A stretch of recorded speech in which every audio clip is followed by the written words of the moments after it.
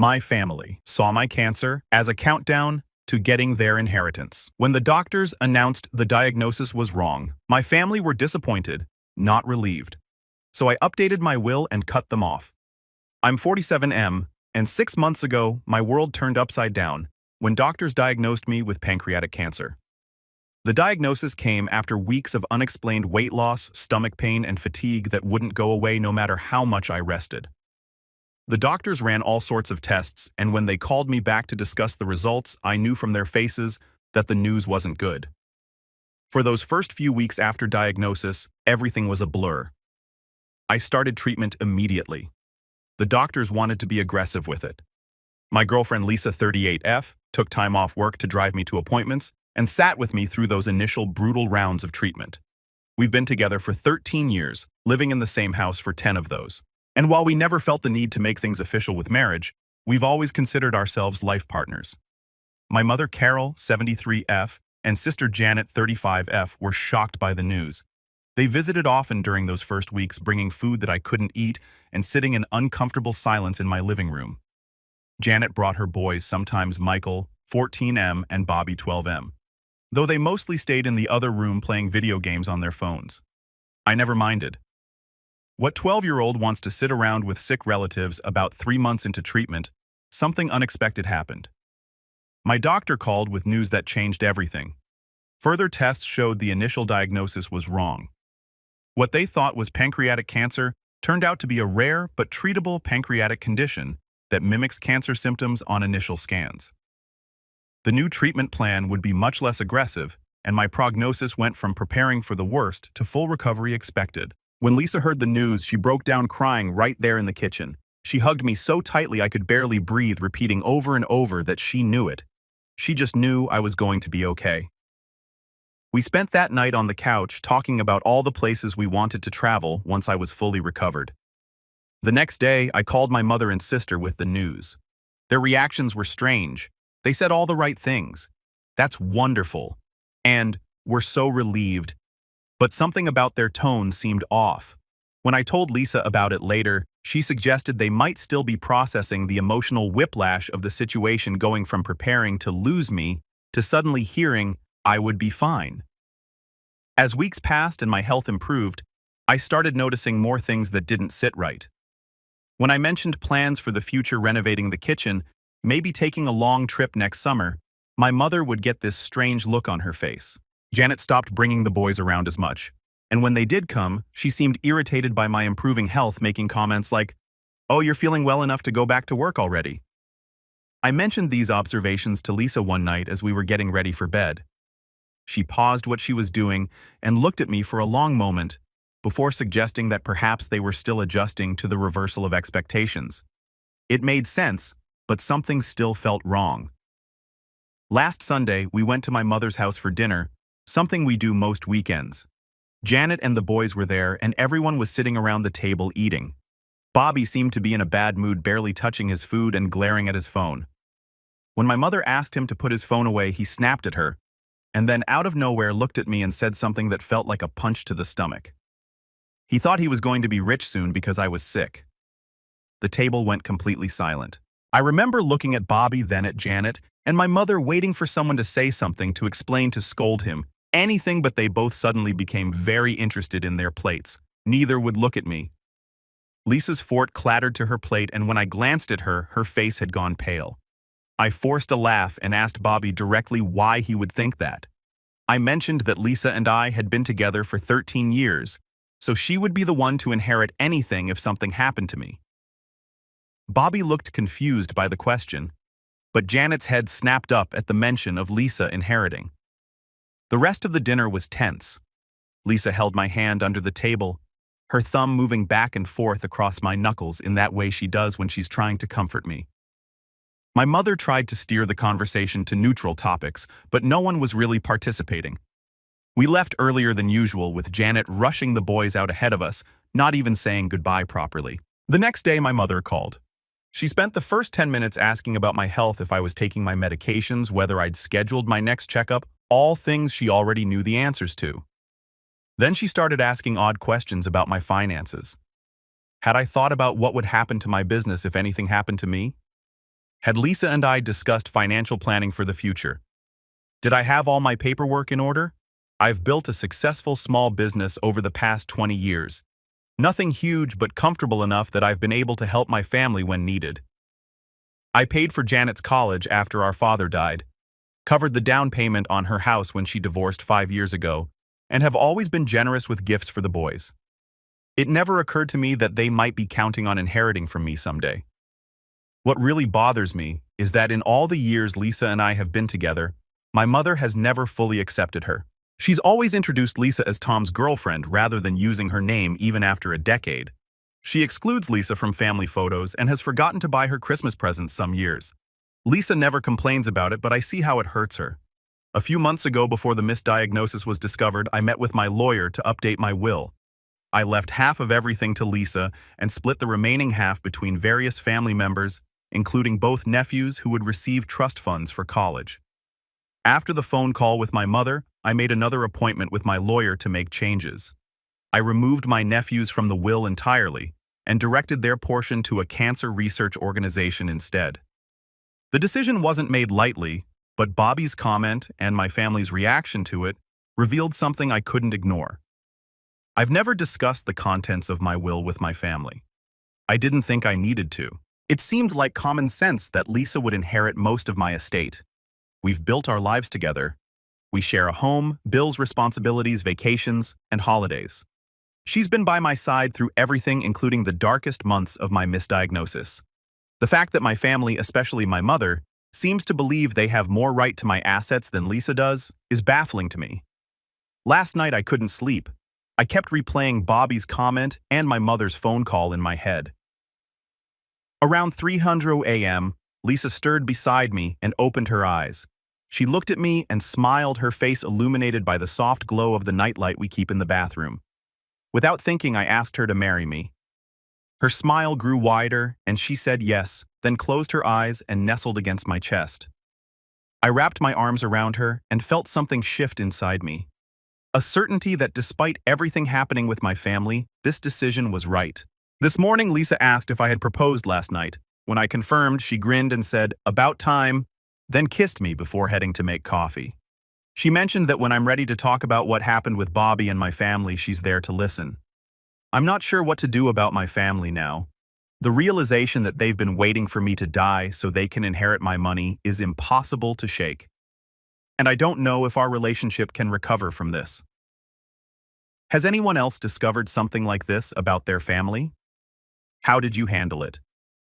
Update 1. First, thank you to everyone who commented on my original post. The support and advice meant more than you know during this difficult time. A lot has happened in the past 2 weeks, so I wanted to provide an update. Lisa and I decided to make our engagement public. She posted it on her social media accounts. I don't use social media myself, and within hours my phone started blowing up with congratulatory messages from friends and extended family. About 2 hours after Lisa's post, my mother called. She asked if the engagement announcement was some kind of joke.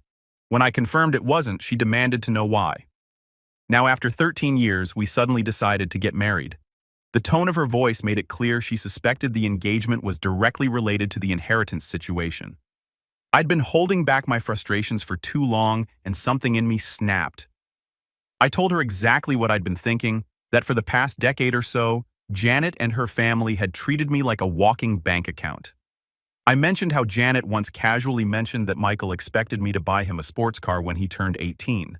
I pointed out that instead of being grateful I was going to live, they seemed disappointed that their inheritance plans were delayed. My mother started crying, insisting it was all in my head, and that they were genuinely happy I was recovering. She said they were my real family who would always be there for me, unlike Lisa, who was younger and could move on someday.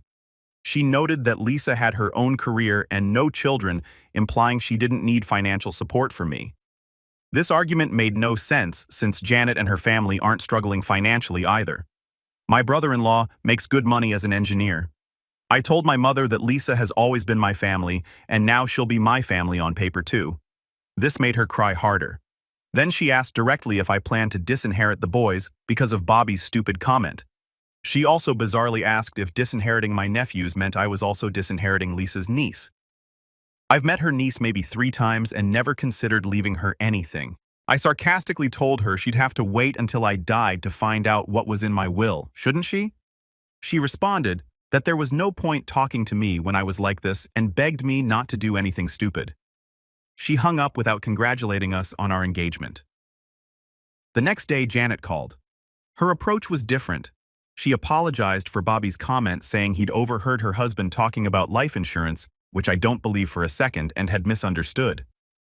She asked if we could all get together to clear the air. I agreed to meet at a coffee shop near my office.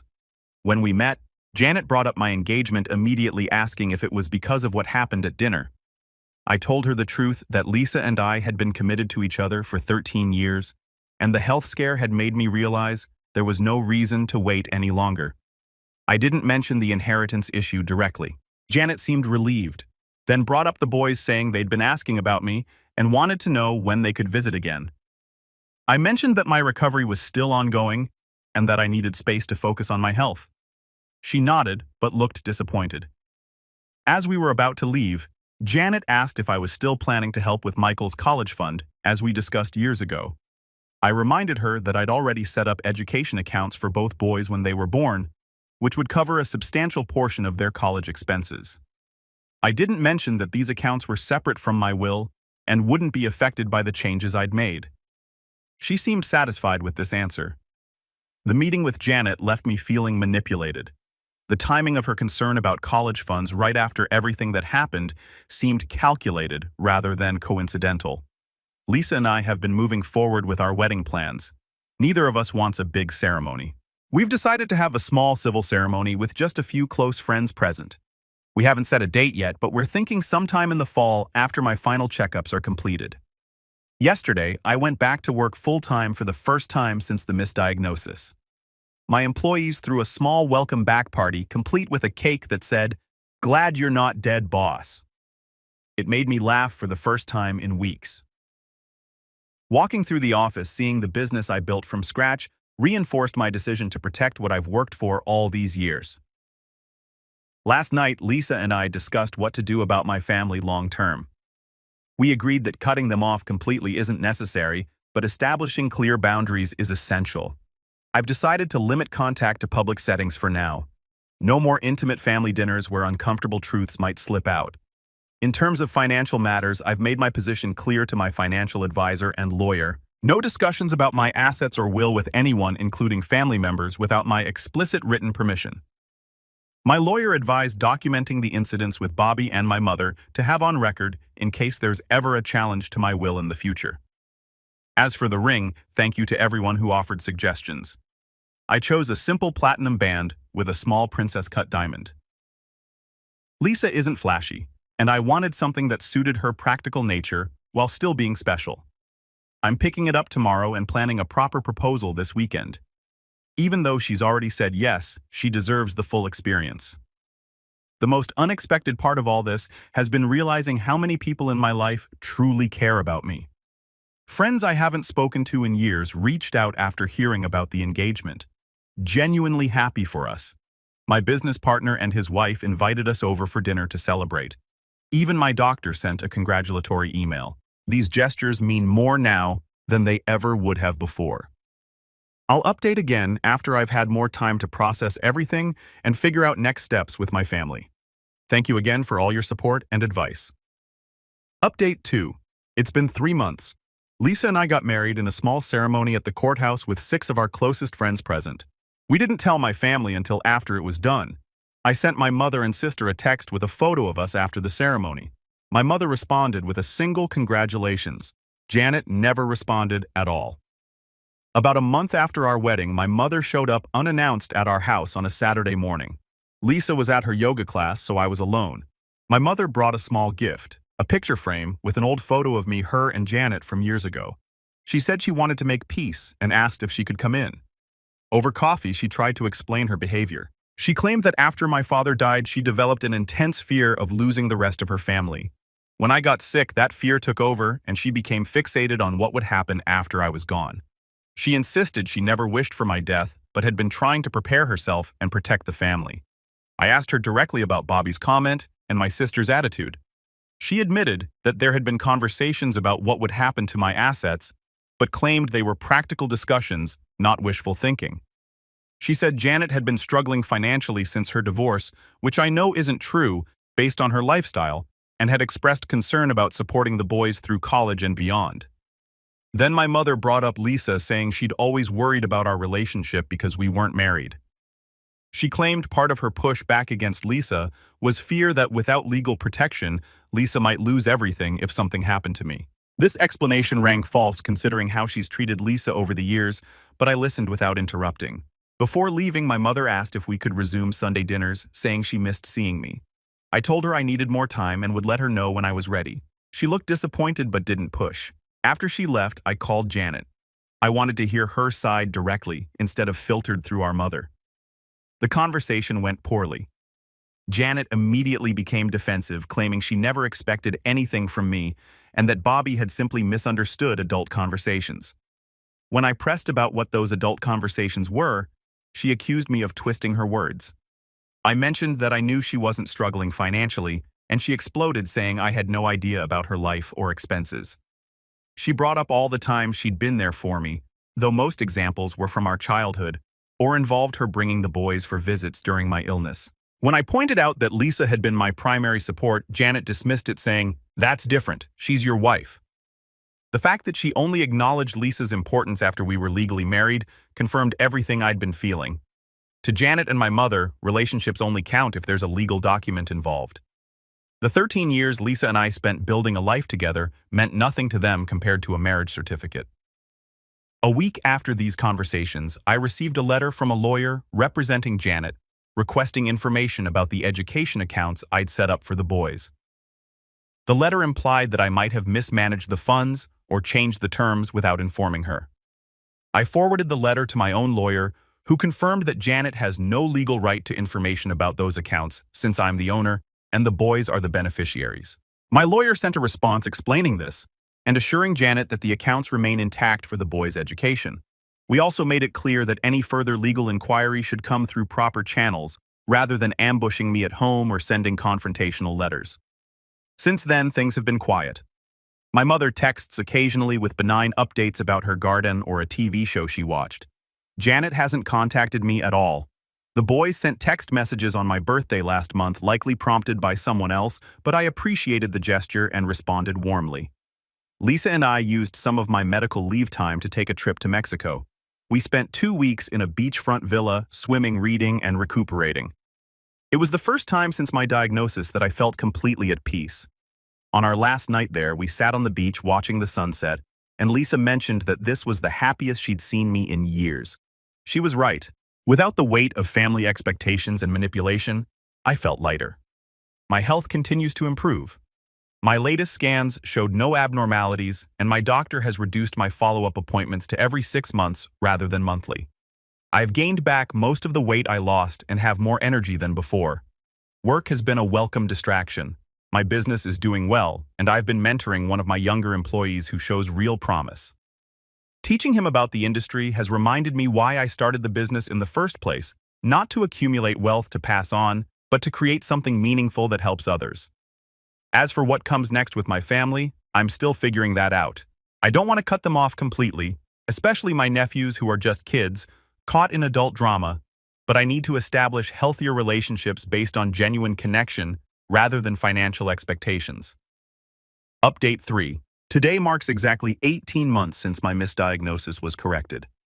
My doctors have officially declared me fully recovered with no lasting effects from the treatments I underwent. In celebration, Lisa and I renewed our vows last weekend in a small ceremony on the beach with a few close friends. The romantic ceremony we skipped the first time around.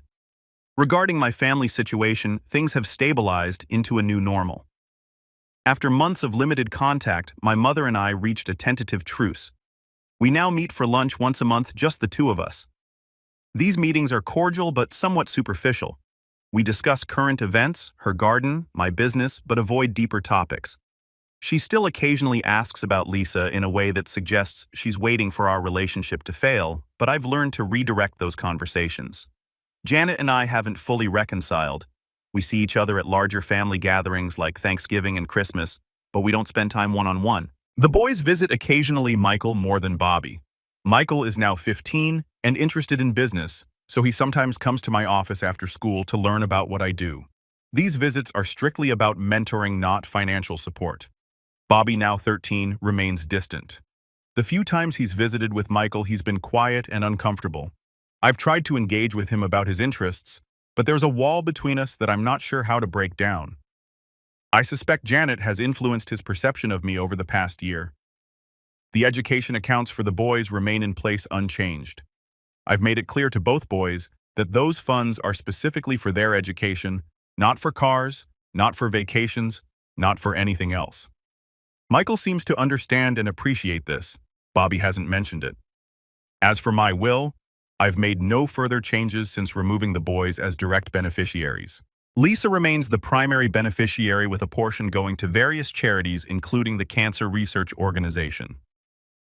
I've included a small bequest for my mother that will help with her care as she ages, but isn't substantial enough to create financial motivations.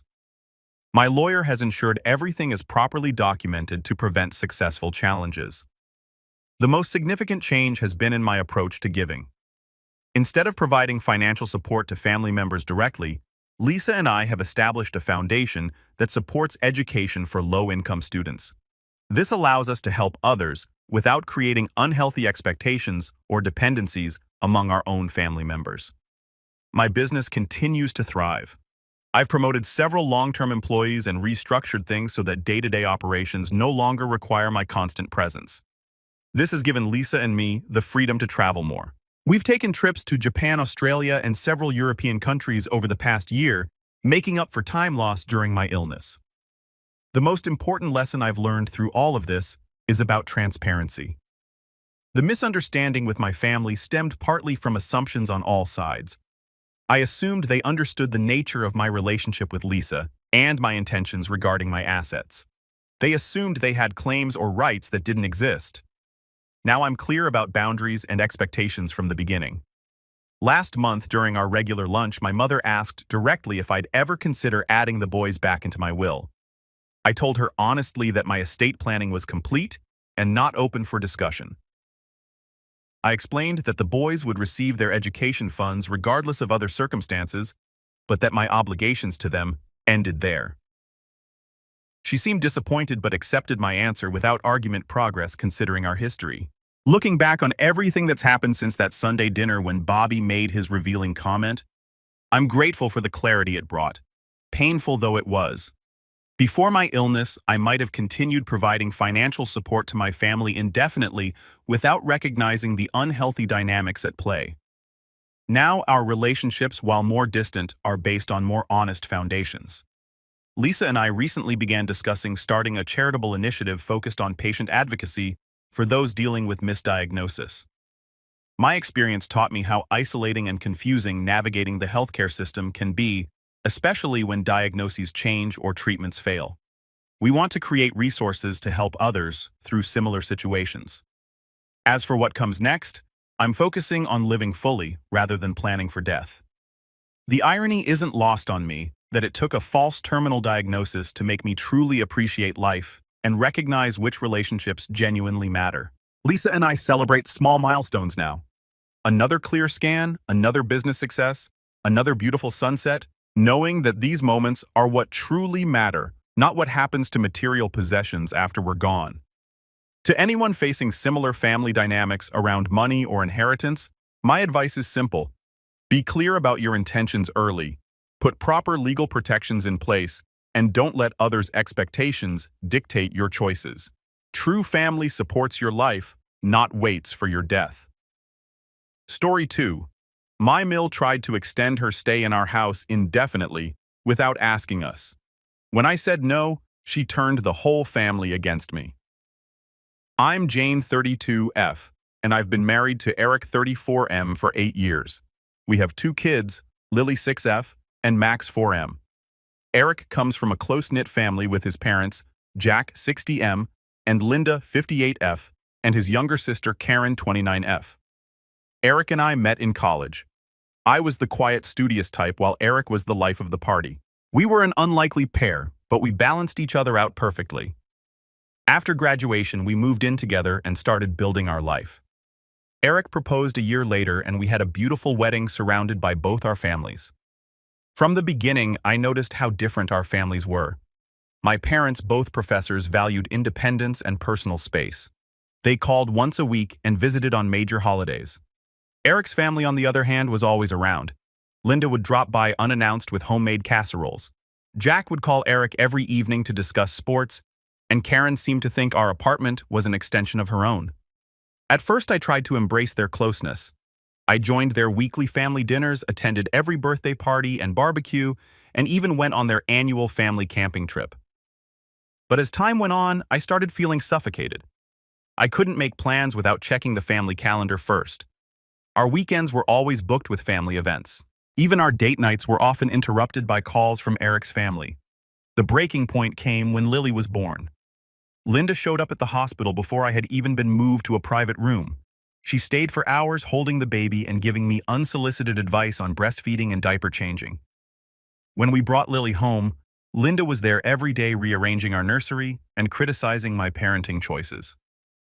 Eric didn't see the problem. He loved having his family around and couldn't understand why I felt overwhelmed. We had our first big fight when I suggested we limit family visits to once a week. Eric accused me of trying to keep his family away from our daughter.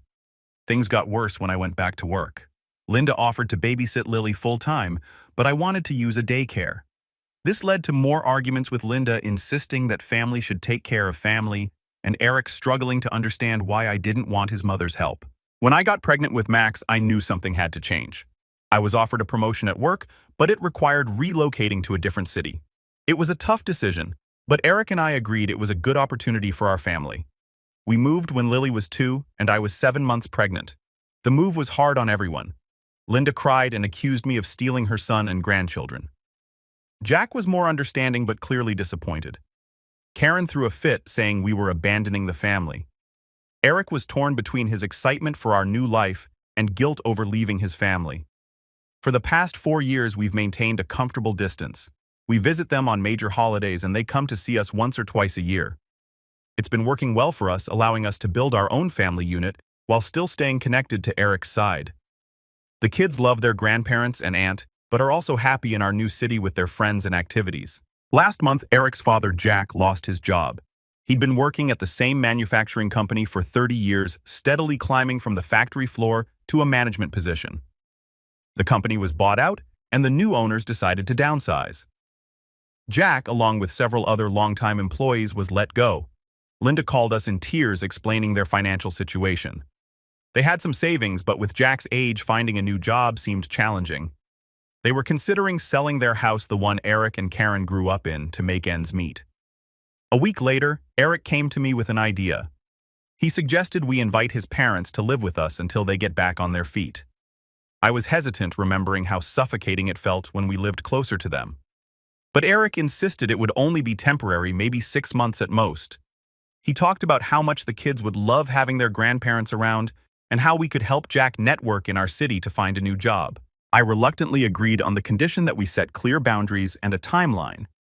We would convert our home office into a bedroom for them, and they would contribute to household expenses as much as they could. Eric was overjoyed and called his parents immediately. They accepted the offer, gratefully promising to be respectful of our space and routines. However, things took an unexpected turn when Karen heard about the arrangement. Karen has always been the baby of the family, used to getting her way. She called Eric and said she wanted to move in too. Apparently, she had just broken up with her long-term boyfriend Nathan and was struggling to afford rent on her own. Karen has always been a bit of a free spirit. She studied art in college, but has jumped from job to job since graduating.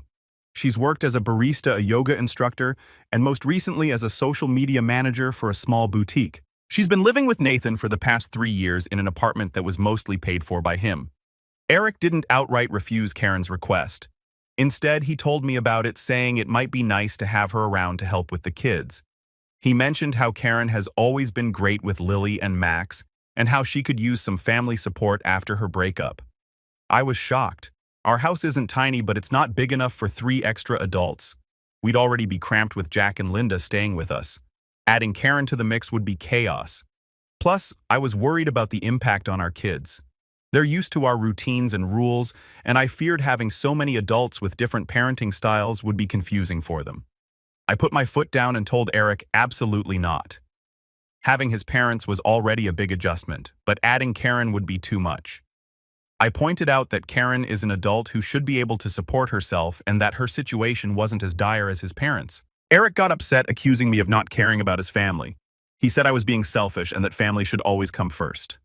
He brought up how my parents live in another country. They're currently on a 2-year teaching assignment abroad, and how his family has always been there for us. I argued that our nuclear family, me, him, and our kids should be our priority. I reminded him of how overwhelmed I felt when we lived near his family before, and how much healthier our relationship has been since we moved. We got into a heated argument with Eric, saying I never truly accepted his family, and me pointing out how his family never respected our boundaries. The argument ended with Eric storming out of the house. He went to stay with a friend for the night, leaving me alone with the kids. I'm standing firm on my decision, but now I'm wondering if I'm being unreasonable. Am I for refusing to let my sister-in-law move in, even though I agreed to his parents staying with us eat it? Thank you all for your responses. To clarify some points, our house has 3 bedrooms. We're already planning to have the kids share a room when Eric's parents move in. Karen has a job, but she says her salary isn't enough to cover rent in her current place without her ex-boyfriend's contribution. Eric and I never discussed helping Karen financially before this. It came out of the blue. We haven't told Jack and Linda about this situation yet. They're planning to move in next month. Update 1. It's been 3 weeks since my last post and a lot has happened.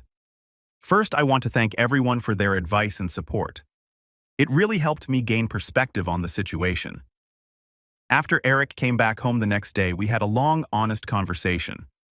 I explained my concerns about overcrowding our home and the stress it would put on our family. I reminded him of the challenges we faced early in our marriage when his family was constantly around and how moving away had strengthened our relationship. I also opened up about my fears of losing our family's identity. I told him how I worry that having his parents and potentially his sister living with us would shift the dynamic, making me feel like an outsider in my own home. I shared how I sometimes still feel like I'm not fully accepted by his family, especially his mother, and how having them all under our roof might exacerbate those feelings. Eric listened attentively, and I could see the conflict in his eyes. He admitted he felt guilty about Karen's situation, and that's why he considered letting her move in. He opened up about feeling torn between his role as a husband and father and his role as a son and brother. He shared how he sometimes feels like he's failing his family by living far away, especially now when they're struggling. We talked about our different family backgrounds and how they shape our perspectives. I shared more about my childhood growing up with parents who were often busy with their academic careers. I explained how I learned to be independent from a young age and how that influenced my desire for personal space and boundaries. Eric talked about the close-knit community he grew up in, where neighbors were like extended family and everyone looked out for each other. After hours of discussion, we came to a compromise. We decided to help Karen financially for a few months so she could keep her current apartment, but we made it clear that this was temporary assistance, not a long-term solution. We agreed to review our budget and set aside a specific amount each month for 3 months. This would give Karen time to either find a better-paying job or a more affordable living situation. We also set a strict 6-month limit for his parents' stay, with the understanding that they need to actively look for jobs in their own place. During this time, we drafted a simple agreement outlining our expectations, including contributing to household expenses, respecting our parenting decisions, and maintaining the privacy of our bedroom and the kids' rooms. Eric's parents, Jack and Linda, moved in 2 weeks ago. It's been an adjustment, to say the least. They arrived with more belongings than we expected, and our house suddenly feels much smaller. They're trying to be helpful, but it's clear they're used to running their own household. Linda keeps rearranging our kitchen, saying she's improving it. She's moved things around so much that I can never find what I need when I'm cooking. Jack has taken over our garage for his woodworking hobby, which he says helps him de-stress from job hunting. The noise and sawdust have become a constant presence. The kids are enjoying having their grandparents around, but bedtime has become a challenge. Linda thinks our rules are too strict and often tries to let the kids stay up later.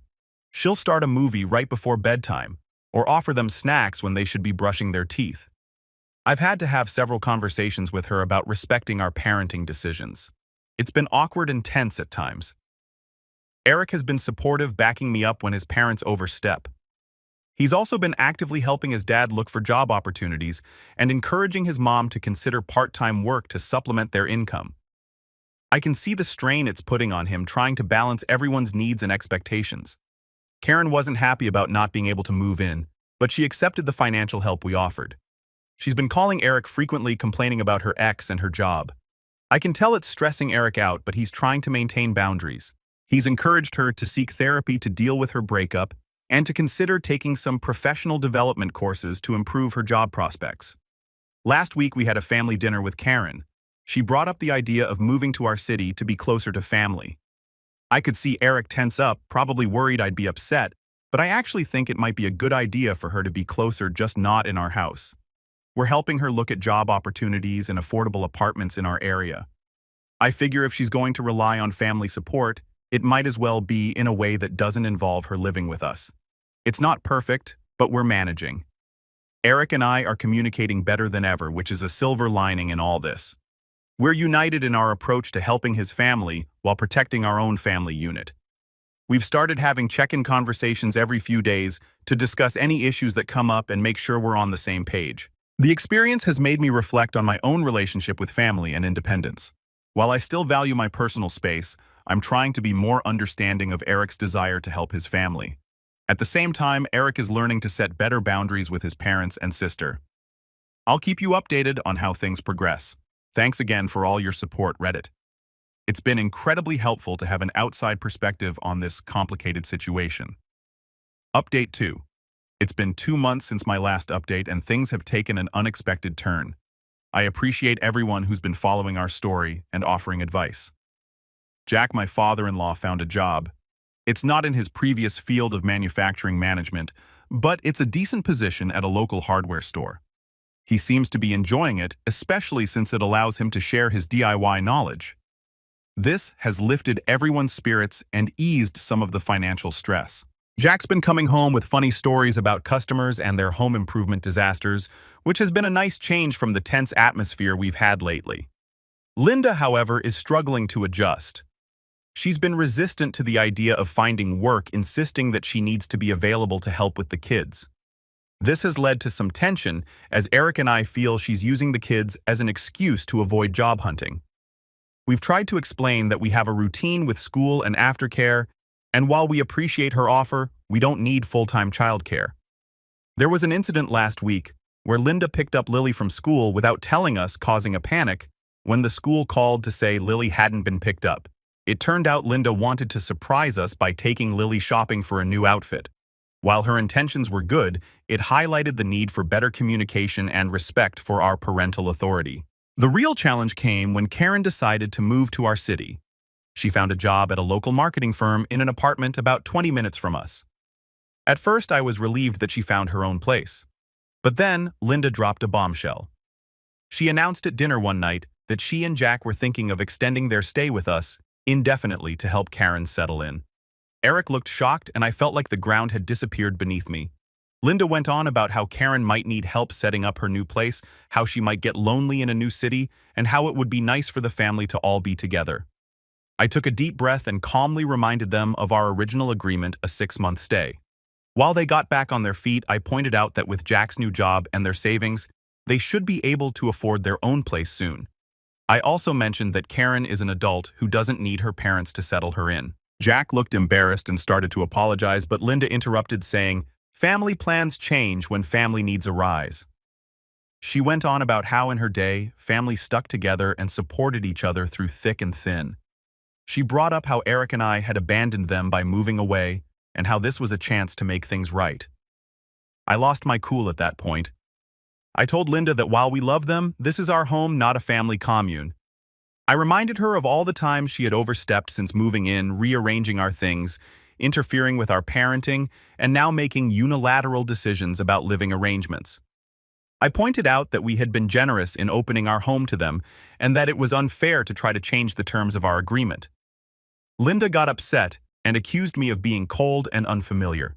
She turned to Eric, clearly expecting him to side with her.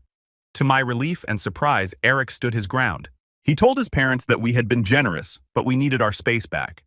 He suggested they look for an apartment near Karen if they wanted to be close to her. The atmosphere was tense for a few days after that. Linda barely spoke to me, and Jack seemed caught in the middle. He tried to smooth things over, explaining that Linda was just worried about Karen and didn't mean to overstep. I appreciated his effort to keep the peace, but I stood firm on our original agreement. Karen called Eric to complain about how I was kicking out their parents, but Eric set her straight about the situation. He explained that this was always meant to be a temporary arrangement and that it wasn't fair to try to change that without discussing it with us first. We're now helping Jack and Linda look for their own place. The original 6-month timeline is coming to an end, and we're firm about sticking to it.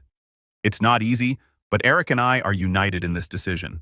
We've started looking at apartments in Karen's area, trying to find something that would suit Jack and Linda's needs while also being close to their daughter.